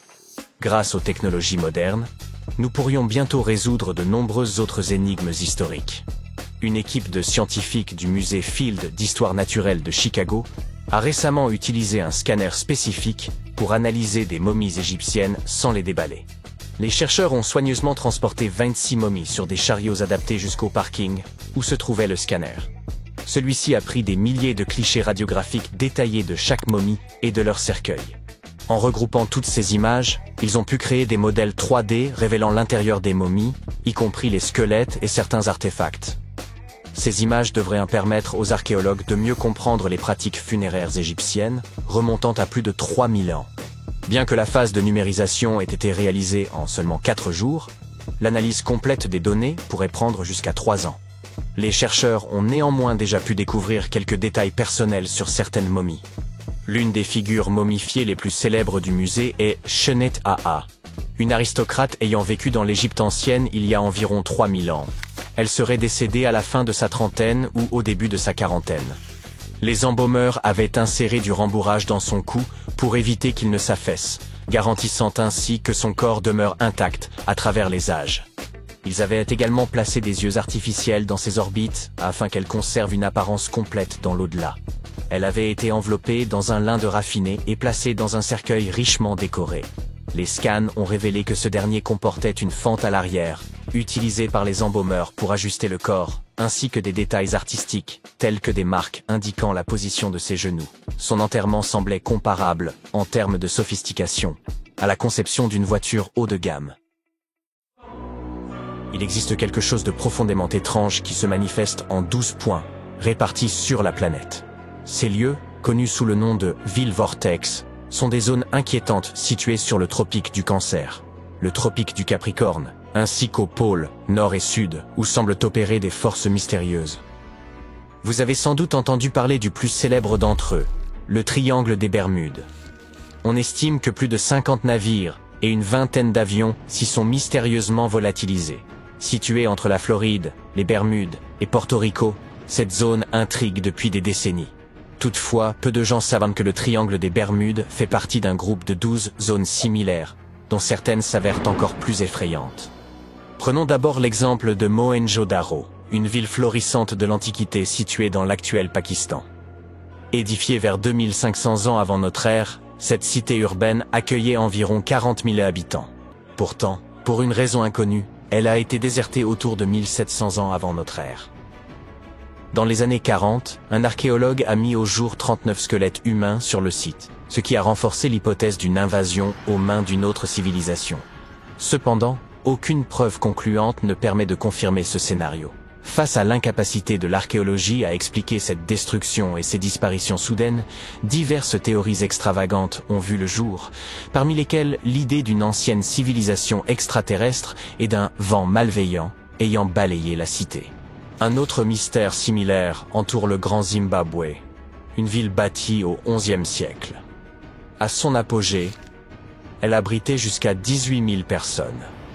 Néanmoins, elle a été inexplicablement abandonnée au XVe siècle. Les investigations archéologiques menées sur ce site ont permis de révéler des éléments troublants, rendant le mystère encore plus déroutant. On a découvert 8 de ces volatiles, connus sous le nom d'oiseaux du Zimbabwe. Ces sculptures en stéatite étaient placées sur des colonnes de pierre mesurant près d'1 mètre de hauteur. Aucun autre artefact similaire n'a été trouvé ailleurs, et leur signification demeure une énigme complète. Certains avancent que chaque oiseau symbolisait un nouveau roi, tandis que d'autres théories suggèrent qu'ils représentaient des animaux sacrés, particulièrement vénérés par les gens de l'époque. Pour ajouter à l'intrigue, des récits évoquent un étrange personnage de petite taille errant parfois dans les environs, mais qui disparaîtrait toujours avant qu'on ne puisse l'approcher. Un autre site mystérieux est l'île de Pâques, qui fait partie des 12 vortex. Située dans l'océan Pacifique oriental, elle est célèbre pour ses près de 1000 statues monumentales, appelées moai. Leur signification et les méthodes employées pour leur création restent un mystère. Certaines statues atteignent presque 9 mètres de hauteur et peuvent peser jusqu'à 80 tonnes. Aujourd'hui, il serait relativement simple de tailler et de déplacer de telles statues, mais elles remontent à une période comprise entre les années 1100 et 1680. Nul ne sait avec certitude comment les habitants de l'époque s'y prenaient. Certains chercheurs estiment qu'elles auraient été charriées à travers l'île, tandis que d'autres pensent qu'elles ont été déplacées à l'aide de rondins de bois. Les théories les plus étranges évoquent toutefois l'intervention d'extraterrestres. L'Algérie, également riche en mystères ancestraux, abrite un ensemble fascinant connu sous le nom de Djedars. Ces 13 monuments se distinguent de par leurs bases carrées en pierre et leurs monticules anguleux, construits entre le 4e et le 7e siècle. Pourtant, leur fonction reste totalement inconnue. L'un de ces monuments comportait une inscription en latin, mais elle était si érodée qu'elle s'avérait presque illisible. L'hypothèse la plus répandue est que ces structures servèrent de tombeaux pour des figures royales, bien qu'on ignore précisément qui aurait pu y être enterré. Ce que l'on sait en revanche, c'est que la région est entourée de nombreux mythes relatant des disparitions inexpliquées. Le prochain lieu énigmatique se situe au sud de Tokyo, dans l'océan Pacifique, et porte le nom du Triangle du Dragon. Ce nom vous semble familier? Effectivement, à l'instar du Triangle des Bermudes, cette zone est réputée pour les disparitions inexpliquées de navires et d'avions. L'une des histoires les plus troublantes remonte à 1945, lorsqu'un aéronef y aurait mystérieusement disparu. Le pilote aurait, semble-t-il, envoyé une transmission radio juste avant que l'appareil ne disparaisse, affirmant qu'un phénomène étrange se produisait dans le ciel, comme s'il s'ouvrait ou qu'un événement surnaturel était en cours. Bien que ce récit soit inquiétant, la vérité qui se cache derrière cette histoire, ainsi que d'autres légendes du Triangle du Dragon, reste encore sujette à débat. En tapant « Volcan Hamakulia » sur Google Earth, vous le localiserez dans la ceinture de feu d'Hawaï. Toutefois, cet endroit est si mystérieux qu'il est difficile de trouver des informations précises à son sujet. Certaines légendes évoquent la présence d'une énergie électrique inhabituelle dans la région. Une anecdote fascinante rapporte qu'un témoin aurait même vu un avion survoler le volcan avant de disparaître complètement des radars. Un autre phénomène étrange est l'anomalie de l'Atlantique Sud, une zone terrestre où les radiations naturelles sont totalement ingérables. Si cela n'a pas d'impact direct sur notre quotidien à la surface, les effets sur l'atmosphère terrestre sont conséquents. Le rayonnement y est si intense qu'il peut perturber les ordinateurs de bord des engins spatiaux et affecter les données transmises par les satellites traversant cette région. Pour contrer ce problème, des spécialistes ont équipé la Station spatiale internationale d'un bouclier supplémentaire. Cette anomalie est également associée à un phénomène curieux rapporté par les astronautes et connu sous le nom de phénomène visuel des rayonnements cosmiques. Ils décrivent avoir vu des éclats lumineux aléatoires ressemblant à des étoiles filantes dans l'espace, bien qu'il ne s'agisse en fait que d'une illusion. Enfin, du rayonnement aux activités sismiques mystérieuses, le bassin de Wharton, dans l'océan Indien, est un endroit célèbre pour ses événements tectoniques. En avril 2012, un séisme de magnitude 8,6 a secoué cette région, suscitant un grand intérêt scientifique et de nombreuses interrogations. Ce séisme a été considéré comme le plus grand séisme intraplaque jamais enregistré, se produisant au sein d'une plaque tectonique plutôt qu'à ses frontières. Ce phénomène a captivé l'attention des scientifiques, qui émettent désormais l'hypothèse que la région pourrait être en train de créer une nouvelle frontière entre les plaques australiennes et indiennes. Toutefois, ce mystère demeure pour le moment non élucidé. Dirigeons-nous maintenant vers l'océan Pacifique, et plus précisément vers la fosse des Nouvelles-Hébrides. Cette immense fosse sous-marine s'étend sur environ 1200 km de long et 70 km de large. Elle s'est formée lorsque la plaque australienne a plongé sous celle des Nouvelles-Hébrides. Cet endroit, parmi les plus profonds et inquiétants de l'océan, ne manque pas d'éveiller l'imagination. Mais les dangers de cette zone ne se limitent pas aux abysses. La fosse des Nouvelles-Hébrides est associée à plusieurs séismes ayant touché la Nouvelle-Calédonie et le Vanuatu. De plus, certaines observations intriguent les chercheurs. Par exemple, aucune trace de grenadier, l'un des poissons abyssaux les plus répandus, n'a été relevée lors des explorations scientifiques. Pourquoi ce poisson fait-il défaut dans cette fosse spécifique? Peut-être détient-il des réponses que nous ignorons encore. Passons maintenant aux deux derniers villes vortex, le pôle Nord et le pôle Sud. Ces deux endroits, situés aux extrémités opposées de la planète, partagent une caractéristique commune, des disparitions mystérieuses. L'un des cas les plus célèbres au pôle Nord remonte à 1897. 3 intrépides explorateurs, tentant d'atteindre le pôle en montgolfière, n'ont jamais terminé leur périple. Leur disparition demeure aujourd'hui l'un des mystères les plus captivants de l'histoire de l'exploration arctique. Quant au pôle Sud, il est également nimbé de mystères. On estime que des centaines de personnes pourraient reposer sous les couches de neige et de glace de ce continent glacial. Malgré les progrès technologiques, cette région reste dangereusement hostile. Les températures y descendent jusqu'à moins 90 degrés Celsius et les vents peuvent souffler à des vitesses atteignant les 320 km à l'heure. Des conditions extrêmes qui justifient amplement la prudence. Enfin, maintenant que vous êtes familier des 12 villes vortex, voici un détail encore plus surprenant. En observant une carte en détail, on remarque que ces lieux mystérieux semblent répartis selon un schéma global étonnamment régulier. En connectant ces points marqués par des phénomènes inexpliqués, on obtient une figure géométrique, un icosaèdre, plus connu des rôlistes sous le nom de Devingt. Cette coïncidence, si c'en est une, ne fait qu'ajouter au mystère de ces lieux fascinants. Grande nouvelle, le Père Noël existe vraiment et il ressemble à ça. Je sais, ce n'est pas exactement l'image que nous nous faisions du joyeux vieillard, mais une tombe récemment découverte pourrait être la preuve que nous attendions pour établir que Saint Nicolas a bel et bien existé, et qu'il était turc. Il s'avère qu'il n'était pas originaire du pôle Nord, il s'agissait d'un évêque au grand cœur du IVe siècle, célèbre pour les cadeaux qu'il offrait à tout le monde. La légende raconte qu'il serait né riche dans l'ancienne ville de Patara, dans l'actuelle Turquie, et qu'il aurait sillonné les campagnes pour venir en aide aux pauvres et aux malades. Pendant des siècles, cependant, les gens ignoraient s'il avait réellement existé. Certaines sources historiques affirment qu'il a été enterré à Mir, qui s'appelle aujourd'hui Demre, en Turquie. Depuis les années 80, des archéologues creusent autour de cette région pour tenter de trouver des preuves. Aujourd'hui, leur miracle de Noël s'est enfin réalisé. Après avoir creusé à 183 cm de profondeur dans une annexe de l'église Saint-Nicolas, ils ont mis au jour une mystérieuse tombe en calcaire d'environ 2 mètres de long. S'ils sont presque certains qu'il s'agit de la dernière demeure de Saint-Nicolas, ils sont toujours à la recherche d'une inscription qui confirmerait son âge exact. Pour ce qui est du Père Noël fictif, la légende dit que sa maison se trouve en Laponie, en Finlande. En 2018, des archéologues ont fait une découverte intéressante qui leur a permis d'espérer qu'ils parviendraient à démontrer l'existence du Père Noël. Ils creusaient sur un site appelé Tiny Arrow lorsqu'ils sont tombés sur environ 200 fosses funéraires. Mais lorsqu'ils ont regardé à l'intérieur, ils n'ont trouvé aucune trace du Père Noël. En fait, il n'y avait aucun squelette humain, seulement des poteries et des ossements d'animaux. Personne ne sait donc vraiment ce qu'était cet endroit.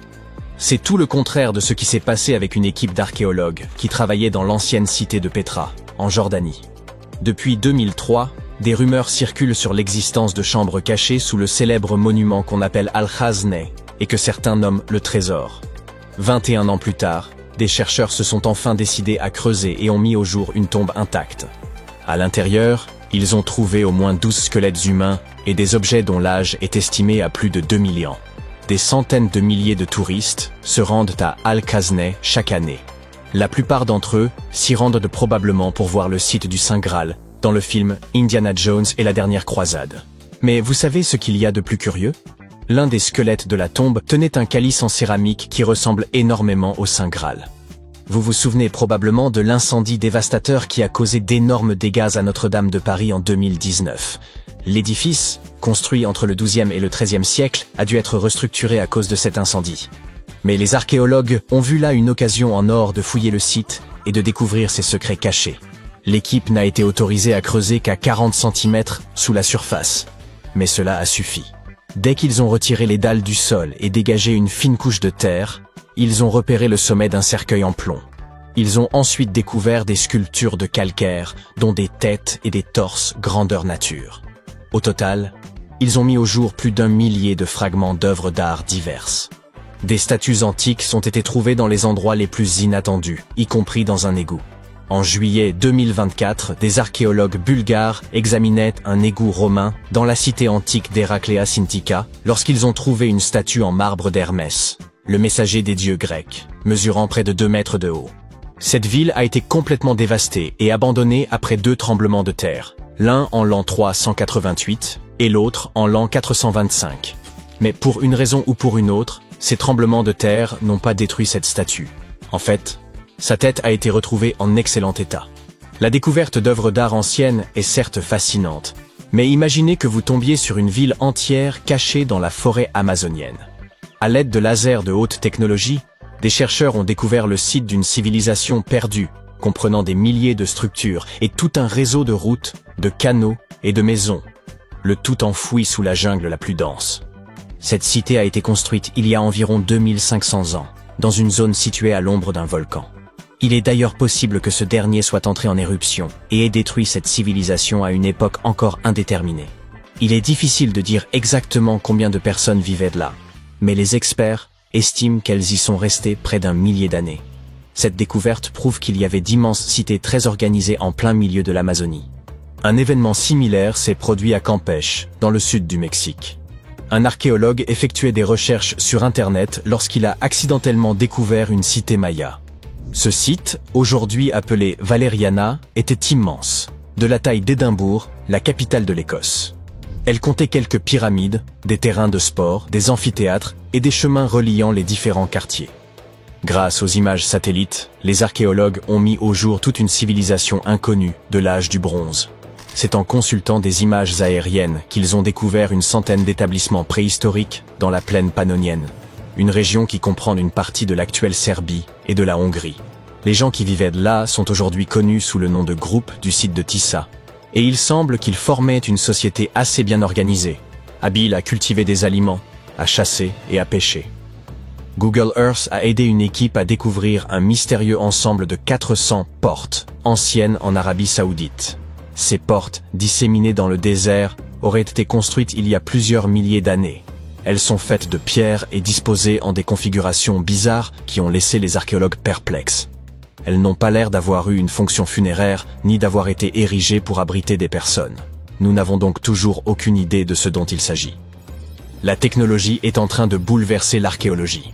Grâce à l'intelligence artificielle et à un concours doté d'un prix d'1 million de dollars, nous avons enfin pu déchiffrer une partie d'un manuscrit ancien, illisible et très endommagé. Les rouleaux d'Herculanum ont été découverts par des ouvriers qui fouillaient la ville antique d'Herculanum, près de Pompéi, en 1752.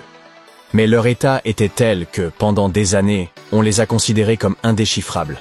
Heureusement, l'intelligence artificielle a contribué à dévoiler leurs secrets. Sur la base des études réalisées jusqu'à présent, les experts pensent donc que l'un de ces rouleaux a été écrit par un philosophe qui privilégiait les plaisirs, comme la musique et la gastronomie, par rapport à tout le reste. Stonehenge, en Angleterre, est sans aucun doute l'un des lieux les plus mystérieux de la planète. Certaines théories suggèrent même qu'il a été construit par des extraterrestres. Après plus d'un siècle de recherche, les archéologues n'ont toujours pas compris comment il a été conçu. Vous voyez ce grand autel au milieu ? Il s'avère qu'il vient tout droit d'Écosse. C'est assez incroyable, étant donné que ce bloc de grès massif pèse plus de 6 tonnes et que les personnes qui ont construit Stonehenge il y a plus de 4000 ans ne disposaient ni de roues ni d'outils modernes. Les océans regorgent également d'objets étonnants. En 2013, une mystérieuse épave a été découverte à environ 6 mètres sous l'eau au large des côtes du Kenya. À l'époque, personne ne savait d'où elle venait. Mais aujourd'hui, les chercheurs sont presque sûrs qu'il pourrait s'agir d'un navire de la flotte de Vasco de Gama. Vous savez, le célèbre navigateur portugais, surtout connu pour avoir été le premier à naviguer de l'Europe à l'Inde en contournant le cap de Bonne-Espérance, en Afrique. Si cela se confirme, cette épave pourrait être l'une des plus anciennes épaves européennes retrouvées dans l'océan Indien. Les trésors anciens peuvent prendre de nombreuses formes, y compris celle d'une bouteille. Récemment, des archéologues norvégiens ont découvert un message vieux de 150 ans dans une bouteille lors de l'excavation d'un tumulus viking. Cette bouteille contenait une lettre écrite par Anders Lorange, un archéologue ayant travaillé sur le site dans les années 1800, ainsi que sa carte de visite et quelques pièces de monnaie enveloppées dans du papier. La lettre contient quelques informations sur les fouilles, mais il semble que Lorange se soit trompé sur certains points, par exemple sur le nombre exact de boucliers vikings découverts. À la fin de la lettre, il a ajouté une note personnelle en caractères runiques. « Emma Gad, ma petite amie ». Cette lettre nous a donc permis de mieux comprendre l'histoire avec un grand H, mais aussi d'en savoir plus sur la vie amoureuse de l'archéologue. Récemment, des scientifiques ont fait une découverte étonnante qui pourrait résoudre le mystère de Stonehenge. Ils ont trouvé un élément caché au plus profond de l'ADN des pierres de Sarsène, les énormes monolithes présents sur le site. Cette découverte pourrait révéler pourquoi nos ancêtres du néolithique ont conçu et construit cette structure. Depuis des années, les scientifiques se creusent la tête pour savoir d'où viennent les énormes pierres de Sarsène. Pendant longtemps, ils ont cru qu'elles provenaient d'une carrière située à 25 km du site, connue sous le nom de Marlborough Downs. Sur ce site, ils ont trouvé des minéraux similaires à ceux qui composent les pierres de Sarsène. Mais en réalité, les choses sont plus complexes qu'on ne le pensait. Notre compréhension de la construction de Stonehenge est en constante évolution. Les scientifiques doivent littéralement remonter le temps pour percer ces mystères. D'où viennent les pierres? Comment ont-elles été transportées? Pourquoi le site a-t-il été construit? Le site de Stonehenge, situé dans la plaine de Salisbury en Angleterre, est constitué de 2 grands types de pierres. Il y a les pierres de Sarsène, très lourdes, et les pierres bleues, plus petites et plus légères. Les pierres de Sarsène pèsent chacune environ 25 tonnes. Cela équivaut à 3 éléphants d'Afrique. La pierre de Sarsène la plus lourde, appelée Hillstone, pèse à elle seule 30 tonnes. Ensemble, les pierres de Sarsène forment le cercle extérieur de la structure. À l'intérieur de ce cercle, vous trouverez les pierres bleues. Leur nom est peut-être un peu trompeur, car elles ne sont pas vraiment bleues. Elles ont une teinte bleutée lorsqu'elles viennent d'être cassées, d'où leur nom. Ces petites pierres proviennent probablement des collines de Presley, dans le sud-ouest du pays de Galles, à environ 240 km de Stonehenge. Elles sont un peu plus légères que les pierres de Sarsène, mais restent assez lourdes. La pierre de l'autel, classée parmi les pierres bleues, est la plus lourde d'entre elles, avec un poids d'environ 6 tonnes. Son emplacement d'origine n'est pas encore connu. Pour déterminer l'origine d'une pierre, les scientifiques doivent d'abord étudier sa composition. Pour cela, ils vérifient l'ADN de la roche. Ensuite, ils recoupent la structure de la pierre avec les minéraux présents dans le sol pour voir s'il y a concordance. La plupart des pierres de Sarsène que nous voyons dans le sud de l'Angleterre sont en fait constituées d'un type de grès connu sous le nom de silcrète. Il s'agit d'un sable durci par les eaux souterraines pendant des millions d'années. Ce processus est principalement produit au cours d'une période appelée le Paléogène. il y a quelques 65 à 23 millions d'années. Ces pierres de sarsen ne se sont pas formées en une seule grande plaque, mais par parcelles, comme si la nature avait créé de petits jardins de pierres un peu partout. Les scientifiques expliquent que les pierres de sarsen se sont répandues de manière aléatoire, souvent dans des zones isolées. Au fil du temps, nombre d'entre elles ont été enfouies sous des couches d'argile et de craie, ce qui a contribué à leur préservation. Lorsque les bâtisseurs de l'Antiquité se sont mis en quête de matériaux, ces pierres leur ont probablement semblé parfaites pour la construction d'une structure aussi impressionnante que Stonehenge. En fait, on a utilisé des pierres de sarsen dans toutes sortes d'ouvrages, des villas romaines aux églises médiévales en passant par les bordures de routes et les murs de culture.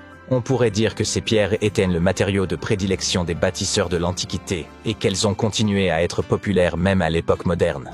Ce fait a amené les scientifiques à se demander si toutes les pierres de sarsen, utilisées pour construire Stonehenge, ne provenaient pas du même endroit.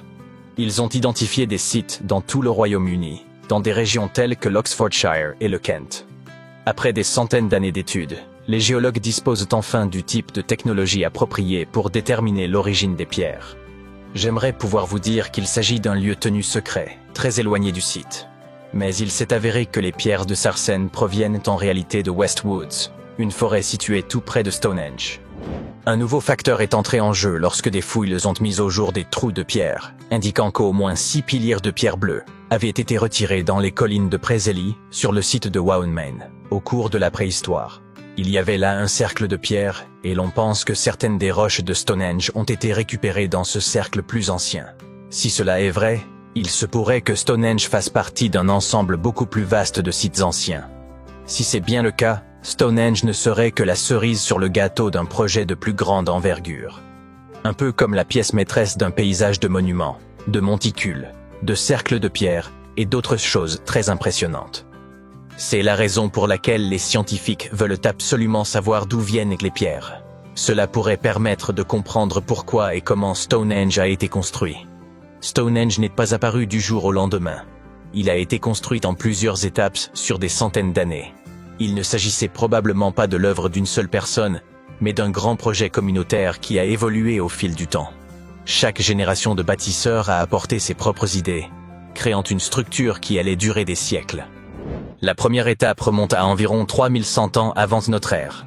Un fossé circulaire a été creusé et quelques pierres bleues ont été installées, formant une sorte d'anneau de départ. Plus tard, ils ont ajouté les pierres de sarsen et ont même surmonté certaines d'entre elles de pierres horizontales afin de former ces fameuses arches que vous voyez aujourd'hui. Ce qu'on appelle les trilithes. Ces bâtisseurs de l'Antiquité avaient bien des défis à relever. Comment déplaçaient-ils les pierres? Une vieille théorie, connue sous le nom de route de glace, suggère que les pierres ont été déplacées sur des chemins naturels et glacés au cours de plusieurs hivers. Ils auraient ainsi simplement fait glisser les pierres jusqu'à Stonehenge. Mais nous parlons là d'une distance de plus de 160 km, c'est donc assez invraisemblable. Quoi qu'il en soit, cette théorie a été démentie, parce qu'il faisait plus chaud à l'époque qu'aujourd'hui. Il y a aussi la théorie de la rivière. Les pierres auraient été transportées par voie d'eau depuis leur lieu d'extraction jusqu'au site. Mais les pierres de sarsen sont beaucoup trop lourdes pour cela. Cette théorie a donc également été abandonnée. En clair, personne ne sait comment les pierres ont été déplacées. Les recherches menées à Stonehenge ont dévoilé un autre élément scientifique intéressant.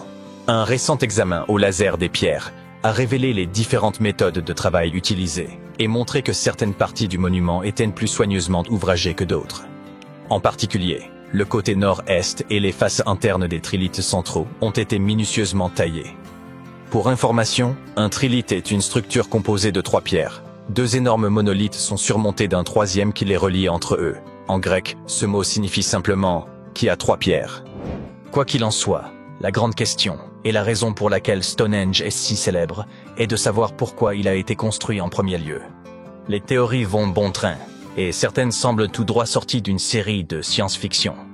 Voici un bref aperçu des idées les plus populaires. Il y a bien sûr la théorie du calendrier solaire. Elle suppose que les pierres sont alignées sur les mouvements du soleil, en particulier lors des solstices d'été et d'hiver. Lors du solstice d'été, le soleil se lève à gauche de la Heelstone, la seule pierre à l'extérieur du cercle principal, éclairant ainsi l'ensemble du monument.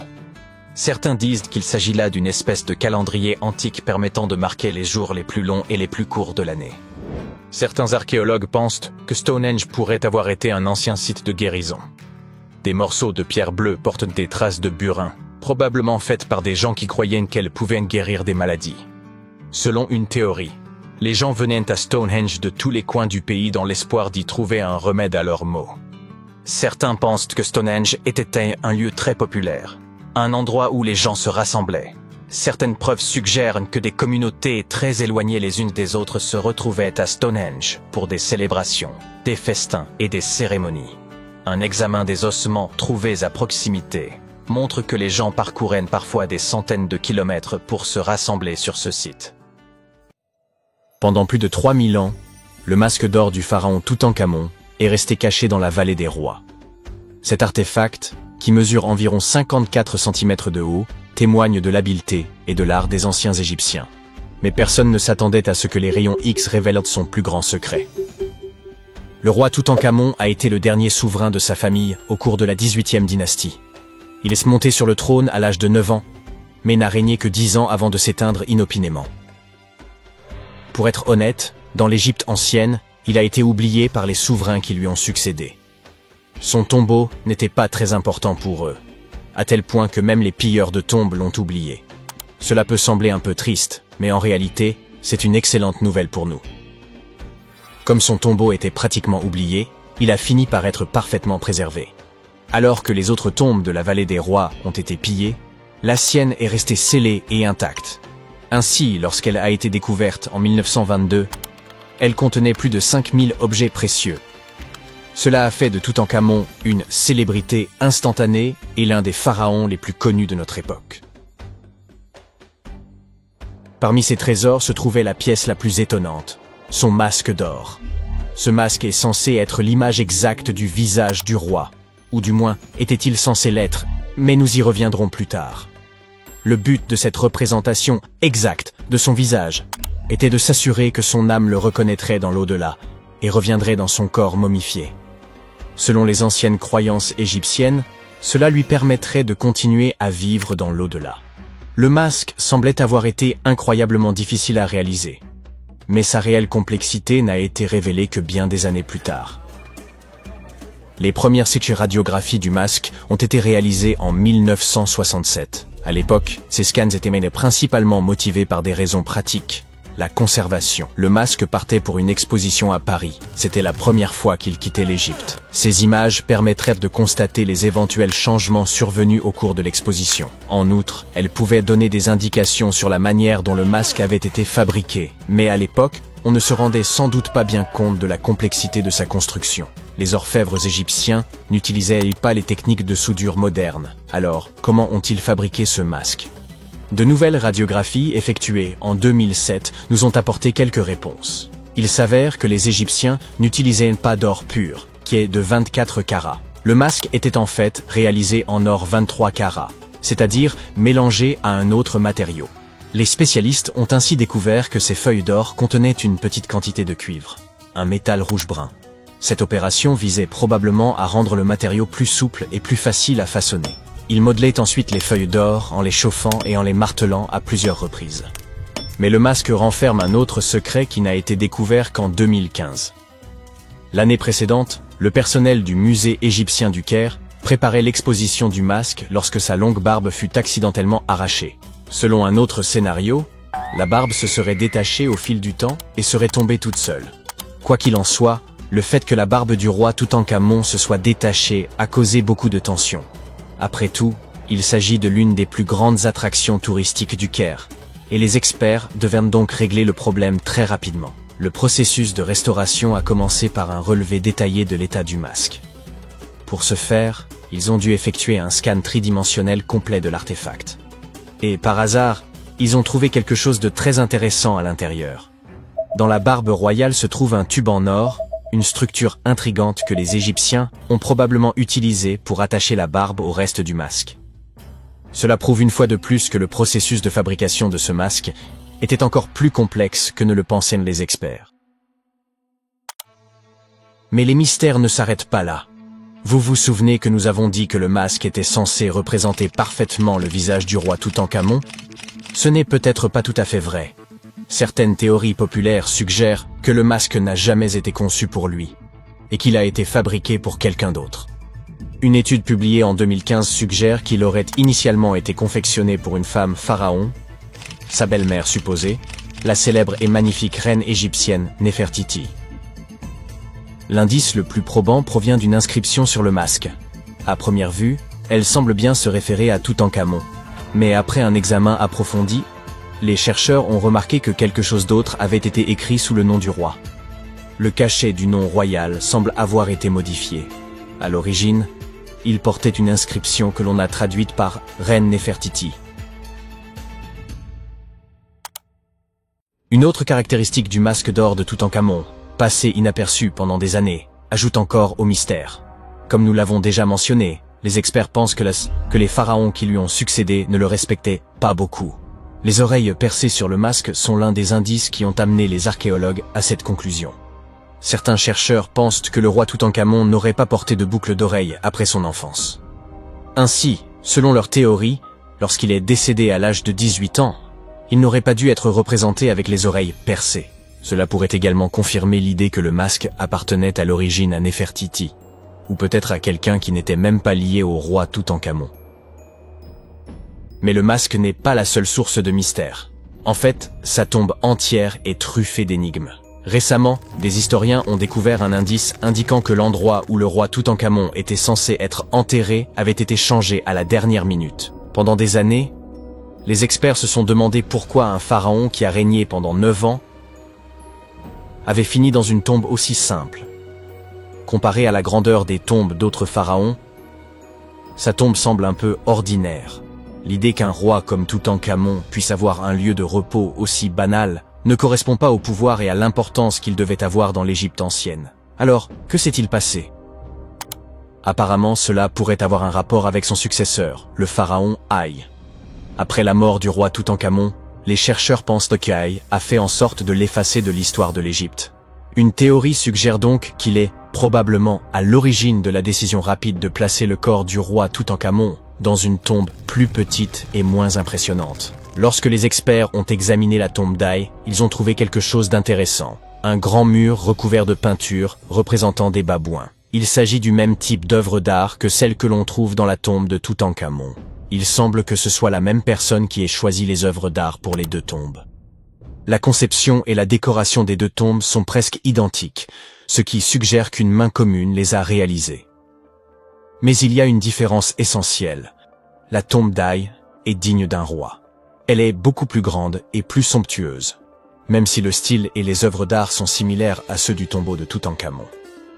Cette théorie suggère donc qu'Haï aurait décidé du contenu des deux sépultures. Comme Toutankhamon est décédé subitement à un jeune âge, son grand tombeau n'a pas été achevé à temps. Habituellement, les pharaons entreprenaient la construction de leur tombe de leur vivant, afin de s'assurer que tout soit parfait.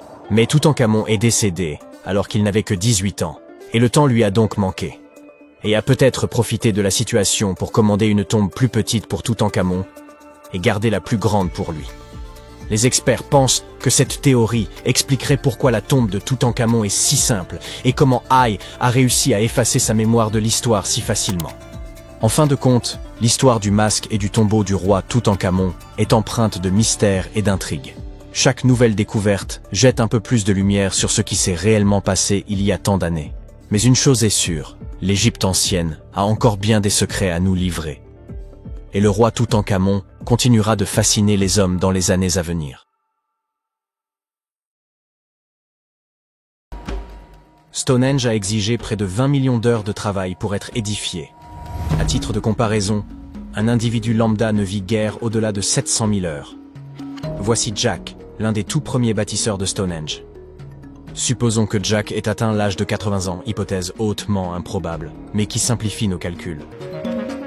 Si Jack avait consacré toute sa vie, de sa naissance jusqu'à ses 80 ans, à la construction de Stonehenge, il aurait fallu environ 28 générations et demie de travailleurs perpétuant cet effort pour achever l'ouvrage. C'est pratiquement impossible. Pour rendre cette estimation plus plausible, doublons ce chiffre. Après tout, Jack n'aurait sans doute pas dédié toute sa vie à charrier des pierres, et il n'a certainement pas atteint un âge aussi avancé. Nous arrivons ainsi à près de 57 générations nécessaires pour ériger Stonehenge. On n'est malheureusement pas assez d'espace à l'écran pour vous présenter John, l'arrière-arrière-arrière-arrière, petit-fils de Jack, mais vous saisissez l'idée. Tout a débuté il y a environ 5000 ans, avec un simple rempart de terre et un fossé circulaire. Puis, aux alentours de 2600 avant notre ère, les bâtisseurs ont remplacé cette structure primitive par une configuration plus élaborée de rondins de bois et ont acheminé depuis le pays de Galles quelques 80 blocs de dolérite, qu'ils ont réagencés au moins 3 fois. Quelques siècles plus tard, ils ont ajouté ces impressionnantes pierres de sarcène d'environ 25 tonnes chacune.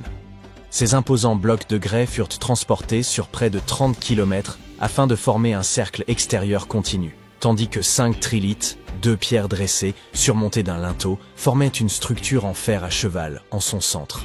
Ce chantier, s'étendant sur un millénaire, a nécessité d'innombrables années de labeur. On peut donc supposer que les ouvriers vivaient à proximité. Mais dans quelles conditions pouvaient-ils bien se loger? De nos jours, les ouvriers disposent sur place de petites habitations temporaires, si besoin. Mais de telles structures existaient-elles réellement à l'époque où Stonehenge fut érigé? Eh bien oui. Et les découvertes archéologiques récentes aux abords de Stonehenge en apportent la preuve. Des fouilles ont mis au jour une écomaison datant de l'âge de la pierre, une trouvaille d'une importance capitale puisqu'il s'agit de l'un des plus anciens habitats connus dans la région. Cette demeure mésolithique, récemment mise au jour, remonte à environ 4300 avant notre ère. Observons-la de plus près. Pour édifier les murs, les habitants de l'époque s'appuyaient sur un arbre tombé, plus précisément sur son tronc. Ces parois de bois étaient consolidées avec du silex, et ils avaient même pris soin de paver la cavité laissée par l'arbre déraciné. Quant à la toiture, ils avaient eu recours à des peaux d'animaux.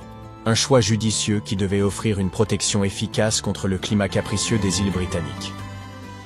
Vous vous demandez peut-être comment ces bâtisseurs ont pu affronter les rigueurs du climat britannique, particulièrement durant l'hiver. La réponse est simple. Un foyer était aménagé sur place, ce qui n'a rien d'étonnant en soi. Mais le système employé pour chauffer l'habitat se révélait particulièrement ingénieux. Placer un foyer directement à l'intérieur de la maison aurait constitué un danger trop important. Mais introduire des pierres chauffées ne présentait aucun risque. Tout en demeurant chaudes, elles ne pouvaient pas provoquer d'incendie. Elles servaient donc de réservoir thermique, permettant de maintenir une chaleur agréable durant la nuit. Pour parfaire leur aménagement, ils ajoutaient à même quelques pierres décoratives. Certes, ce n'était pas Versailles, mais leur demeure possédait indéniablement une certaine élégance. Si vous pensez que cette découverte ne concerne que les habitations, détrompez-vous. Elle bouleverse notre compréhension du mode de vie de cette époque. En situant ces populations dans un cadre préhistorique essentiel, dès les débuts du néolithique, elle soulève des interrogations fascinantes sur un éventuel lien entre ces premiers habitants et les bâtisseurs de Stonehenge. Mais une inquiétude persiste. Les experts s'inquiètent du fait que ce site, ainsi que d'autres vestiges archéologiques enfouis, pourraient être mis en péril si les autorités maintiennent leur projet de tunnel visant à détourner l'A303 en la faisant passer sous ce site classé au patrimoine mondial. Bien entendu, la maison mise au jour par les scientifiques n'était pas parfaitement conservée et présentait plusieurs lacunes essentielles pour la vie quotidienne. Certains éléments avaient disparu avec le temps, tandis que d'autres étaient simplement absents. Aussi, les chercheurs ont-ils entrepris de recréer ces habitations vieilles de 4500 ans. Pour ce faire, ils ont utilisé 20 tonnes de craie, 5000 tiges de noisetier et 3 tonnes de paille. Ces reconstitutions ont été érigées à proximité de Stonehenge. Un véritable exploit lorsqu'on sait à quel point il est difficile d'y obtenir un permis de construire, même pour une simple étable. Alors, à quoi ressemblent ces maisons? Tout d'abord, il y en a 4, toutes de forme ovale. Elles reposent sur les fondations de véritables habitations qui se dressaient à cet endroit il y a environ 4500 ans, soit précisément à l'époque où l'éco-maison de Stonehenge était en construction. Les habitations sont de taille modeste, se limitant à une seule pièce. Déterminer leurs dimensions s'est révélé relativement simple, puisque la taille du toit et la hauteur des murs pouvaient être estimées à partir des fondations. Chaque côté mesure environ 5 mètres. Cependant, la structure exacte de la toiture demeure une énigme. À l'époque, plusieurs techniques à base de chaume étaient utilisées, rendant difficile l'identification précise de celle employée ici. Pour l'instant, l'hypothèse la plus probable est celle d'une toiture en paille nouée ou attachée, solidement fixée à un cadre en noisetier tressé. Lorsque le foyer est allumé, la fumée s'élève naturellement à travers le chaume. Les 20 tonnes de craie ont servi à recouvrir les sols et les murs. Cette surface blanche réfléchit la lumière du soleil et retient la chaleur du feu. Toutefois, un problème inattendu est apparu. Le sol, saturé d'eau, en a considérablement retardé le séchage. Alors que la craie aurait dû durcir en quelques jours, certaines parties du sol sont restées collantes durant des semaines, un peu comme du chewing-gum. Il ne fait aucun doute que les bâtisseurs d'il y a 4500 ans ont dû affronter des difficultés similaires, ce qui permet d'apprécier à sa juste valeur le labeur qu'exigeait la construction de ces habitations. Pour obtenir une finition lisse et presque brillante, la dernière couche d'enduit a été appliquée avec des chiffons, conférant au mur une apparence étonnamment raffinée. L'intérieur est aménagé avec des lits et des étagères en bois et en osier, ainsi que des pots d'argile, le tout organisé autour d'un foyer accueillant. Le tout donne une impression d'espace et baigne dans une lumière naturelle qui traverse le toit de chaume avant de se réfléchir sur les murs blancs. Le mobilier tressé, quant à lui, apporte une touche d'authenticité. Des feux ont été allumés pour y préparer un premier repas. Du pain confectionné à partir de farine moulue sur une meule de pierre, juste à côté du foyer. Ceux qui l'ont goûté ont été agréablement surpris par sa saveur.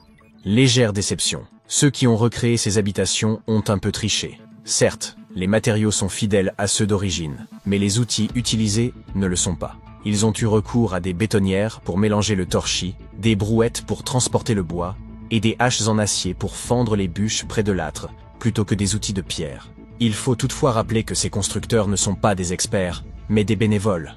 Dans ces conditions, une petite entorse aux techniques d'antan semble tout à fait pardonnable. D'ailleurs, d'autres volontaires présents sur le site sont ravis de partager leurs connaissances sur les tâches quotidiennes des bâtisseurs de Stonehenge, qu'il s'agisse de moudre le grain ou de tresser des cordes en jonc. Mais ces cahutes ne sont pas les seules découvertes notables de la région de Stonehenge. Il y a quelques années, des archéologues ont mis au jour un site funéraire qui précède même la construction du célèbre monument. Ce long tumulus néolithique, daté d'environ 5600 à 5700 ans, aurait accueilli les dépouilles de certains des premiers habitants de Grande-Bretagne. Son existence a été révélée par des images aériennes montrant son empreinte caractéristique sous les cultures. La plaine de Salisbury regorge d'anciens vestiges, comprenant Stonehenge, divers tumulus et autres monuments. Épargnée par les bouleversements au fil des siècles, elle a su préserver une quantité remarquable de structures préhistoriques. Cette découverte illustre par ailleurs une transition majeure dans le mode de vie humain, marquant le passage du nomadisme à une sédentarisation fondée sur l'agriculture et l'élevage. Un mode de vie qui fait écho à celui reconstitué dans l'écomaison. Le tumulus en question s'étend sur environ 26 mètres de long et 20 mètres de large. Bien que l'érosion et l'agriculture aient fait disparaître une grande partie de sa structure émergée. Si ces caractéristiques sont similaires à celles d'autres sépultures de la région, il pourrait renfermer les restes de 30 à 50 individus, ainsi que des crânes de vaches, dont l'importance pour ces communautés anciennes ne fait aucun doute.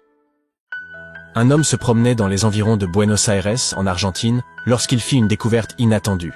Un objet évoquant un œuf de dinosaure reposait dans la boue. Lorsqu'il en informa sa famille, tous crurent d'abord à une plaisanterie, mais l'objet s'avéra authentique. Il ne s'agissait toutefois pas d'un œuf de dinosaure, mais de la carapace fossilisée d'un glyptodon, une espèce disparue depuis plusieurs millénaires. Certains de ces animaux atteignaient la taille d'une petite automobile. Les paléo-américains, ancêtres des peuples amérindiens, ont dû cohabiter avec ces colosses. Encore aujourd'hui, on continue de mettre au jour en Amérique des carapaces noires et écailleuses, témoins fossilisés de ces anciens glyptodontes. Ces animaux ont prospéré en Amérique du Sud durant des dizaines de millions d'années, avant de gagner les régions septentrionales. Ils étaient dotés d'une épaisse carapace et de dents robustes et striées, adaptées au broutage.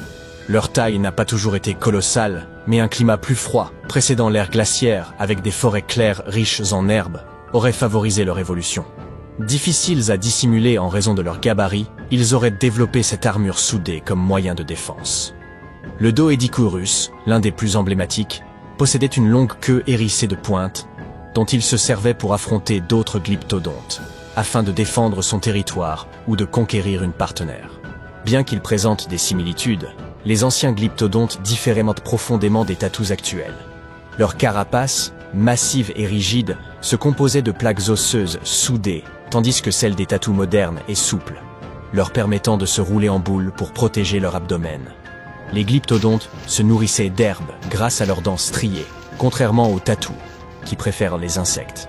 Malgré toutes ces distinctions, des recherches génétiques récentes ont révélé que les glyptodontes étaient bel et bien des membres de la famille des tatous. Si le glyptodon vous paraît impressionnant, attendez de découvrir l'ours géant à face courte. Ce mastodonte atteignait près du double de la taille de Michael Jordan lorsqu'il se dressait sur ses pattes arrière, culminant à 3,60 m. Il pesait plus de 680 kg et pouvait courir à plus de 64 km/h. Sa préférence alimentaire allait clairement à la viande. Même son crâne et sa dentition étaient adaptés pour trancher la chair, et ses yeux dirigés vers l'avant lui conféraient une vue perçante. Doté de mâchoires puissantes et de muscles développés, il pouvait broyer les os afin d'en extraire la moelle nourrissante. Ce gigantesque ours à face courte occupait des territoires comme le Minnesota, l'ouest du Mississippi et jusqu'en Alaska. Il se nourrissait de charognes ou chassait de grandes proies, telles que les bisons, bœufs musqués, cerfs et même les paresseux terrestres. Il a toutefois disparu lorsque ses proies ont été décimées par l'ère glaciaire. Aujourd'hui, son unique parent encore vivant est l'ours à lunettes d'Amérique du Sud. Celui-ci est bien plus petit, à peu près de la taille d'un ours noir, et se nourrit aussi bien de végétaux que de viande. Fans de Game of Thrones, ceci est pour vous. Les louveteaux orphelins recueillis par les Stark s'inspirent des loups géants. Leur nom latin, Canis, Aenotion, Dirus, signifie loup terrible. Ces lointains cousins des chiens actuels atteignaient près d'1,50 m du museau à la queue, et leur poids variait de 70 à 90 kg. Les plus anciennes traces de loups géants remontent à 250 000 ans. Ces animaux s'adaptaient facilement à des milieux variés et occupaient presque toute l'Amérique du Nord, de l'Alaska jusqu'au sud du Mexique. Ils se sont éteints il y a environ 10 000 ans, peu après la dernière glaciation. Ils ont probablement disparu faute de proie. Aujourd'hui, leur plus proche parent est le loup gris. Mais rassurez-vous, les scientifiques pensent pouvoir faire renaître le loup géant. En combinant des fragments d'ADN bien conservés issus de spécimens de musée avec le génome des chiens modernes, ce projet pourrait devenir réalité. S'il est un animal que l'on ne souhaiterait surtout pas réintroduire, c'est le tigre à dents de sabre. Ce redoutable carnivore peuplait l'Amérique du Nord préhistorique, ainsi que certaines régions d'Amérique du Sud. Contrairement à ce que l'on pourrait croire, il n'avait aucun lien avec les tigres ou autres félins modernes. Il s'est simplement éteint. Longtemps considéré comme le plus terrifiant des prédateurs glaciaires, il a vu sa réputation ternie lorsqu'on découvrit qu'au moins une de ces espèces ressemblait davantage à un chaton. Le smilodon. Au passage, Diego dans l'âge de glace en était un, mordait avec une force équivalent à un tiers de celle d'un lion moderne. Il pouvait toutefois ouvrir ses mâchoires à un angle impressionnant de 120 degrés. Grâce à un corps robuste, des membres antérieurs étonnamment épais et un cou puissant, il pouvait terrasser même de grandes proies. Ce chaton était sans doute trop prudent pour oser utiliser ses longues canines effilées, fragiles et faciles à briser. Autre singularité, ses lèvres devaient pouvoir s'étirer amplement pour permettre à sa gueule de s'ouvrir ainsi, ce qui le faisait probablement baver comme un Saint-Bernard. Il avait au moins un avantage. Ses dents poussaient 2 fois plus vite que celles des lions actuels, à raison de 4 mm par mois, et atteignaient leur pleine taille, 18 cm, vers l'âge de 3 ans.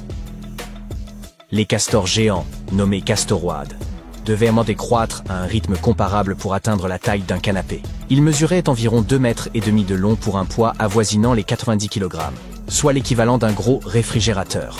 Dotés d'énormes incisives de 15 cm pour ronger, d'une queue fine et d'un pelage long et hirsute, ces créatures impressionnantes partageaient leur habitat forestier nord-américain avec les mammouths et les tigres à dents de sabre.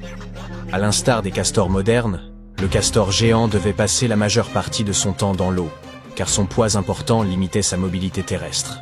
Hélas, on ignore s'il construisait des barrages à l'échelle de sa taille.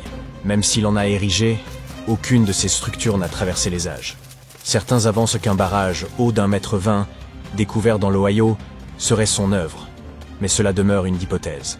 Le castor géant a fini par disparaître, à l'image de nombreuses autres grandes espèces de la dernière ère glaciaire. Les premiers peuples établis en Amérique du Nord auraient peut-être accéléré son extinction, attirés par la qualité de sa fourrure épaisse et sa chair nourrissante. À l'époque glaciaire, les mastodontes, lointains descendants des tout premiers éléphants d'Afrique, empruntèrent un pont terrestre qui reliait autrefois la Sibérie à l'Alaska pour rejoindre l'Amérique du Nord. Tout comme les mammouths laineux, ils étaient recouverts d'une épaisse toison leur permettant de supporter les rigueurs du froid. Toutefois, à la différence de ces derniers qui broutaient principalement des herbes, les mastodontes préféraient les feuillages. Ils se nourrissaient de feuilles provenant des arbustes et des branches basses des arbres. Les chercheurs découvrent fréquemment des fossiles de mammouths laineux regroupés, ce qui suggère qu'ils vivaient en communautés soudées. En revanche, les vestiges de mastodontes sont majoritairement découverts de manière isolée, ce qui laisse à penser qu'ils menaient une existence solitaire, ne se réunissant que pour la reproduction ou durant de brèves périodes passées avec leurs petits. Hélas, les mastodontes comme les mammouths laineux se sont éteints il y a environ 11 000 ans, peu après la fin de l'ère glaciaire. Cette disparition pourrait être liée à des bouleversements climatiques, à la raréfaction des ressources alimentaires, ainsi qu'à la pression exercée par les premiers humains. On a en effet découvert qu'un seul mastodonte pouvait nourrir une tribu pendant une semaine et lui fournir de quoi se vêtir plusieurs années.